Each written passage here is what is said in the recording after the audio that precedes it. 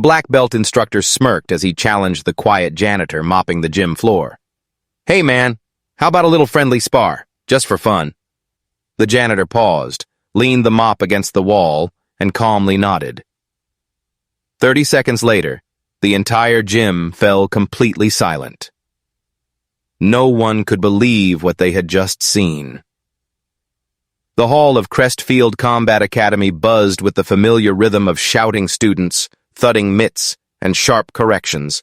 Martial banners hung proudly on every wall. This was a place of discipline, sweat, and pride. Down near the far corner of the mat, where no one really paid attention, a slim, middle-aged black janitor quietly wiped the floor with steady, careful strokes. His name tag, barely clinging to his faded blue uniform, read Andre. No one ever really looked at Andre. He showed up before sunrise, cleaned up after every class, and left after hours, always with his head low, his movements efficient, and his presence nearly invisible. The younger students whispered he used to be something, maybe a boxer or a soldier. Some said he'd done time.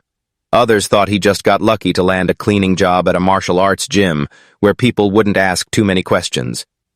Whatever the truth was, nobody asked, especially not Tyler Bryant, the Academy's arrogant fifth-degree black belt, lead instructor, and local MMA celebrity. Tyler was known for his sharp kicks, sharp tongue, and his belief that respect is earned, not given. And Andre, in his eyes, hadn't earned a thing. So when Tyler spotted Andre casually watching one of the afternoon sparring sessions, arms crossed, leaning against the mop handle with the faintest smile, the instructor decided to make him the joke of the day. "Hey, Dre," Tyler called out across the gym, loud enough for every student and parent to hear. "You've been standing there all week watching us. You think you could handle a round or two?" Chuckles rippled through the dojo. Andre blinked slowly, then lowered the mop. "I'm just doing my job, sir," he said respectfully. Tyler grinned wide. "Exactly. And your job's about to get fun. Come on. Let's show the kids what happens when the help tries to play fighter." Silence spread like wildfire. Everyone stopped. The students froze mid-drill. Even the receptionist peeked from behind the counter. Andre looked around the room, then stepped quietly onto the mat. No shoes, no gloves, no gear. Just an old man with worn hands, calm eyes, and a steady walk. He raised one hand, and in a voice barely above a whisper said, "Okay, one round." And that's when everything changed. Tyler didn't bother warming up. He bounced lightly on his feet, stretching his neck with exaggerated showmanship, casting sideways glances at his students like a stand-up comic prepping for a roast. Some of the teens chuckled nervously. Others looked unsure, even uncomfortable. But no one dared speak. Andre stood motionless across the mat, his back straight, hands lowered, eyes steady, not defiant, just calm, like a man who had nothing to prove and nothing to lose. He didn't posture, didn't shift his weight, didn't even blink. Tyler grinned, mistaking silence for fear. "You sure about this, old man?" he said loudly, circling slowly. "I don't want to get sued if you pull a hip or forget where you are." Andre didn't respond. His expression didn't change. The room felt tighter. Even the smallest movement seemed louder in the silence. Tyler lunged. A sharp, low kick, fast, precise, the kind that could sweep a man's legs and dump him on the mat in seconds. But Andre shifted. Not a block, not a jump, just the slightest angle of his foot, a redirection so subtle it was barely visible. Tyler's leg glanced off air and his momentum threw him slightly off balance. He recovered instantly and came in harder, this time with a spinning backhand meant to show off. That was his mistake. Andre didn't flinch. Instead, his body coiled in a way that betrayed something far older than dojo training. His left foot planted, his torso turned, and with a fluidity no one expected, he struck. A palm, open, controlled, and terrifyingly fast, landed just beneath Tyler's ribs with a soft thwack. Tyler stumbled back. He didn't fall, but the sound, that unmistakable hollow thud of breath leaving the lungs, echoed across the dojo like a bell. Now the silence was different. Not awkward, not amused. Reverent. Tyler blinked, trying to speak, but couldn't. His mouth opened, then closed. His breath came in shallow gasps. Andre stepped back respectfully, lowering his hands again. "Still want to continue?" he asked quietly. Tyler's pride wanted to scream yes, but his body wasn't so sure. From the edge of the mat, one of the younger students, the same boy Tyler had humiliated earlier, watched with wide eyes. He looked at Andre like he was witnessing a legend come to life. Tyler coughed once, forcing air back into his lungs.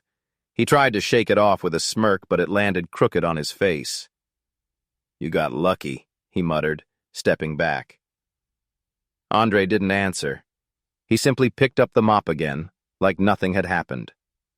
The students didn't clap, they didn't cheer, but in their stillness, something profound shifted. Respect had quietly changed hands, and for the first time in years, Andre wasn't invisible anymore. By the time Andre returned to wiping the floor, the entire energy of the dojo had changed.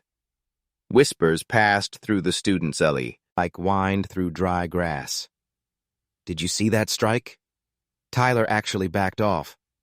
"Who is he?" But no one dared ask aloud.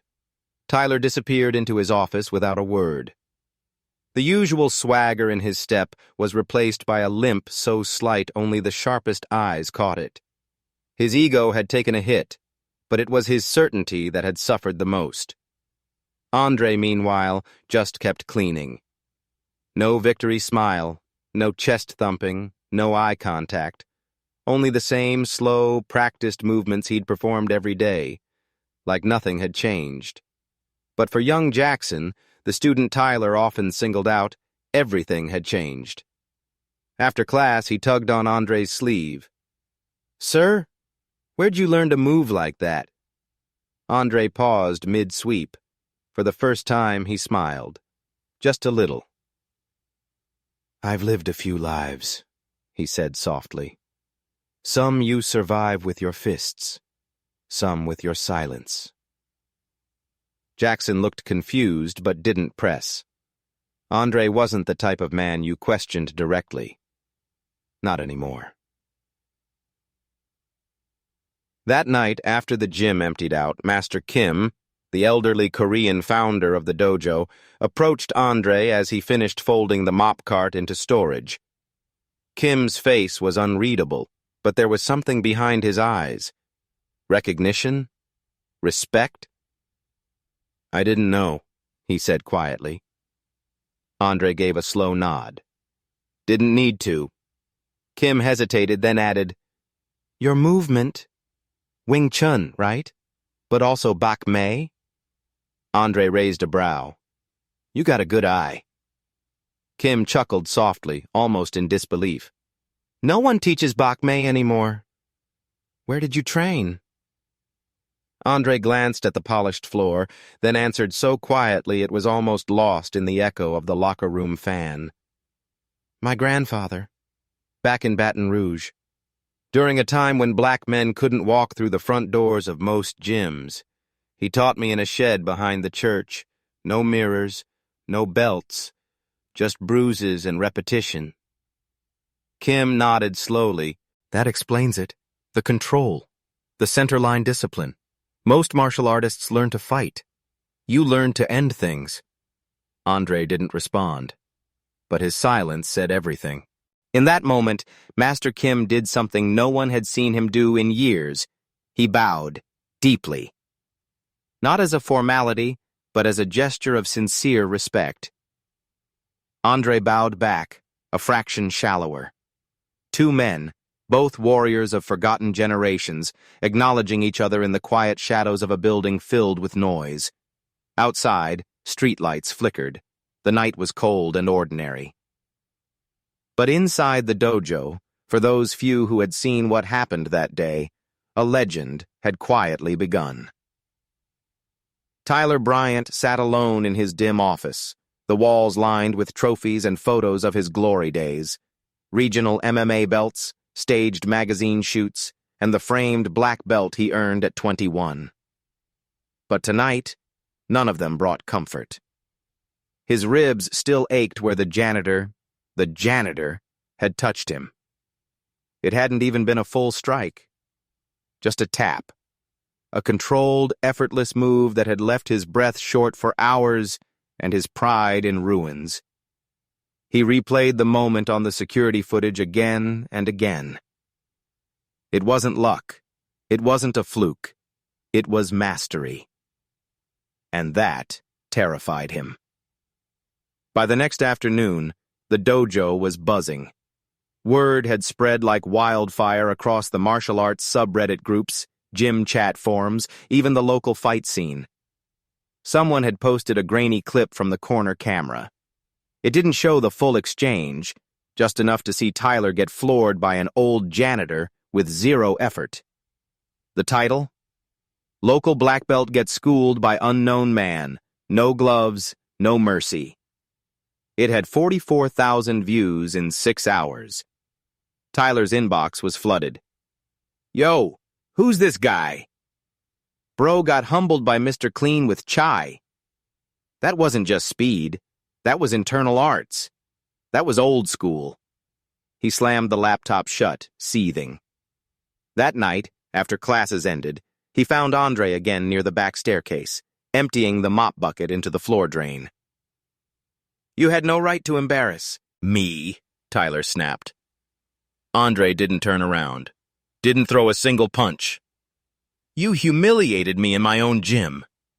Andre slowly turned, his gaze level. You humiliated yourself. You invited a fight for laughs. It stopped being funny. Tyler's face flushed. You think because you've got a trick or two that makes you better than me? Andre gave a long, tired sigh. No, Tyler. I don't think I'm better than you. I think you're still too young to understand the difference between fighting for pride and fighting for peace. That hit harder than any palm strike. But Tyler wasn't ready to hear it. His insecurities flared louder than his sense. I want a rematch, he said coldly. Real rules, gloves on, no more tricks. We do this in front of everyone. Andre studied him for a moment, then turned back to the mop. You don't need a fight, son. You need reflection. But Tyler already walked away, fueled by shame disguised as challenge. The flyer went up the next day. Instructor exhibition match. Tyler Bryant versus Andre, special guest. Saturday, 6 p.m., Crestfield Combat Academy, open to students, families invited guests. Respect the mat. Respect the art. At the bottom, scribbled in marker by one of the teenage students, Janitor versus Black Belt, round 2. By midweek, the gym was electric. Students whispered in corners, families asked about the janitor guy, and a few visiting instructors called Master Kim just to confirm, is it true? You're hosting a public match between your head coach and a janitor? He only replied, sometimes real rank doesn't hang on a wall. The moment Andre stepped into the locker hallway, conversations died mid-sentence, heads turned, eyes dropped. Some students offered awkward smiles, others didn't look up at all, unsure which side of history they were about to stand on. Jackson, the quiet black student who'd admired Andre from day one, lingered after class. He tugged Andre's sleeve again. Mr. Andre, are you going to do it? Andre looked at the boy, then at the freshly polished mats. His eyes, usually calm, seemed clouded. I haven't stepped into a ring in 17 years, he said softly. Last time I did, it wasn't for honor. It was survival. Jackson tilted his head. Were you in the army? Andre gave a dry laugh. Worse. Underground fight circuit in New Orleans, back when you didn't get points. You got paid not to bleed. The boy's eyes widened. I thought you were a monk or something. Andre smiled faintly. No, son. Just a man who made a lot of noise in his youth and decided silence was worth more. Jackson frowned. Then why even fight now? Andre paused. He didn't want to answer, but he saw himself, decades ago, in the boy's worried face.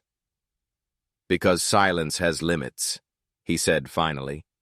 And when people use their pride to humiliate others, sometimes the quiet have to speak. Not with fists, but with clarity.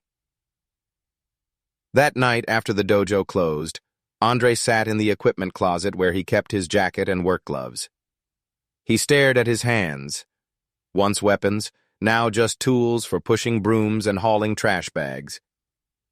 He remembered the crowd cheering in dimly lit clubs, the blood on the mats, the envelope of cash, the pain, the anger, and the moment he walked away. He didn't miss the violence, but he missed the meaning, the ability to stand for something. Suddenly a knock came at the door. It was Master Kim. He stood holding a clean white gi, crisp, folded, and heavy with age. "They belonged to my father," Kim said. "He was janitor of a judo dojo in Seoul until the master saw him flip a visitor from Tokyo onto his neck." Andre looked up. Kim placed the gi down gently. "It's yours now, if you choose to wear it." He left without another word. Andre sat still for a long time. The walls around him were quiet, but in his heart, the fight had already begun. Saturday evening arrived like a storm cloud. The usually modest Crestfield Combat Academy had never seen so many guests. Parents filled every bench. Students stood shoulder to shoulder on the mats. A few amateur fighters from nearby gyms squeezed into the back. Phones were out. Cameras rolling. All waiting. Tyler stood at the center of the ring, dressed in his sharpest gi, belt tied like a badge of war.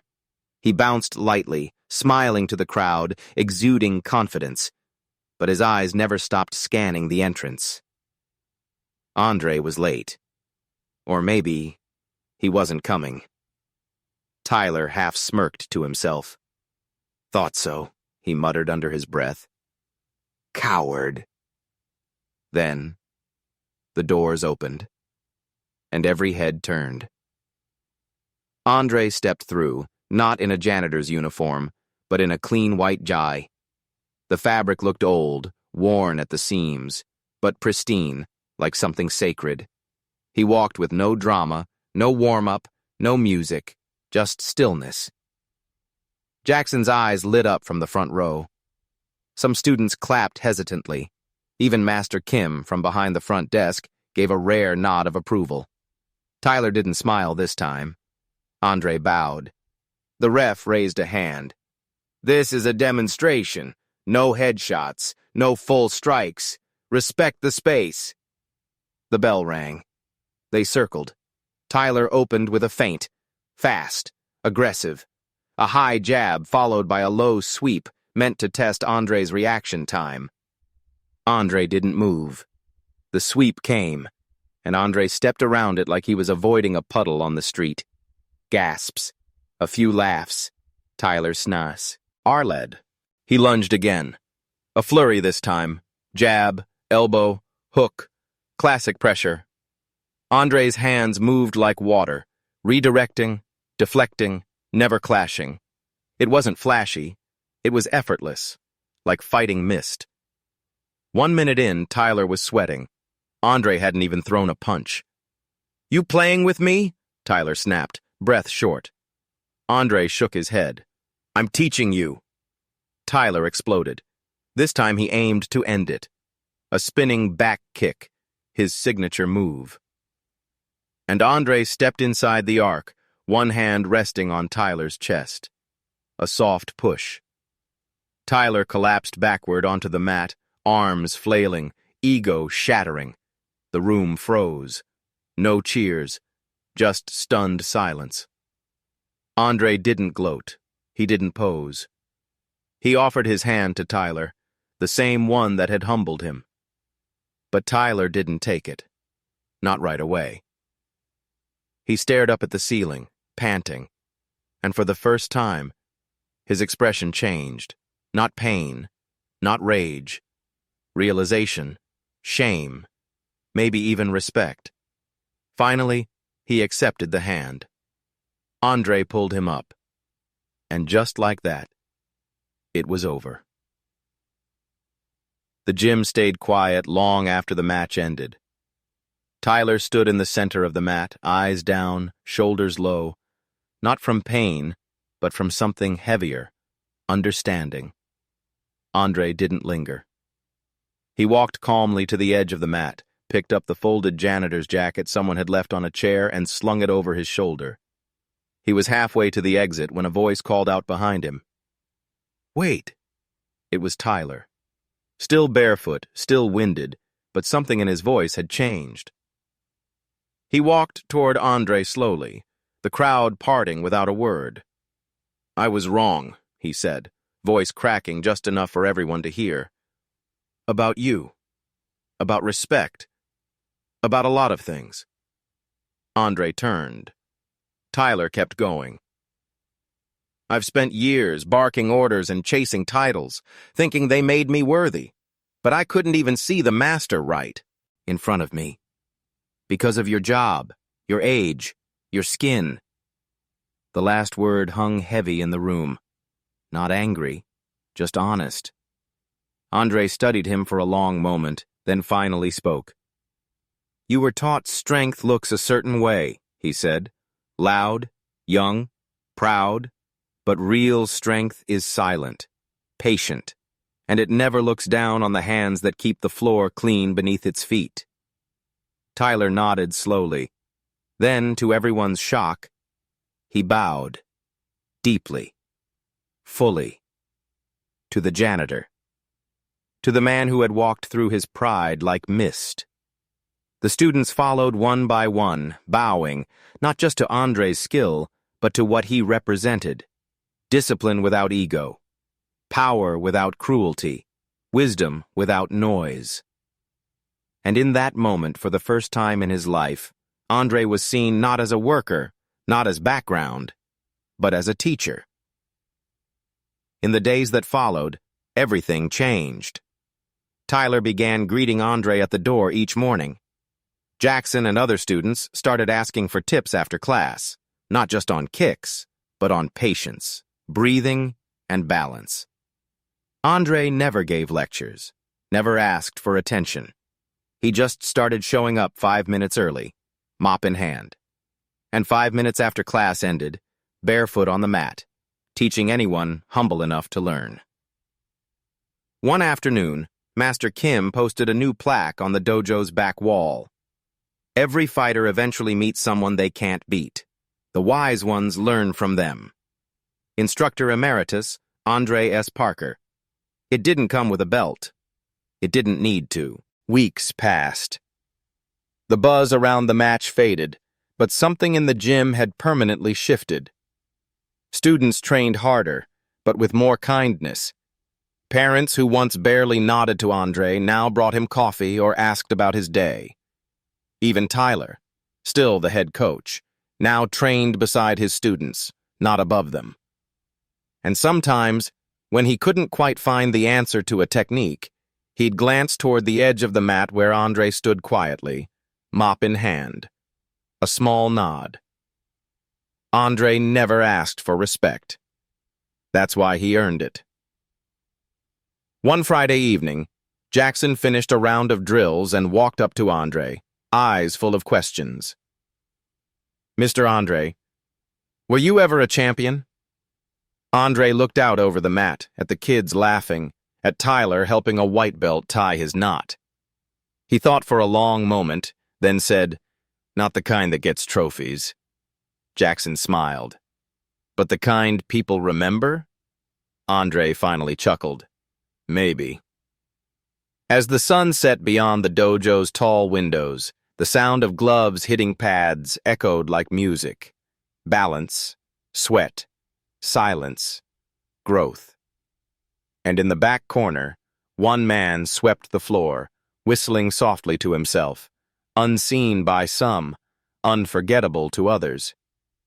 Because sometimes, the loudest lesson in the room comes from the one who never raised his voice. If this story moved you, share it with someone who needs to be reminded respect doesn't wear a belt. Like, comment, repost to spread human values. Thank you for watching.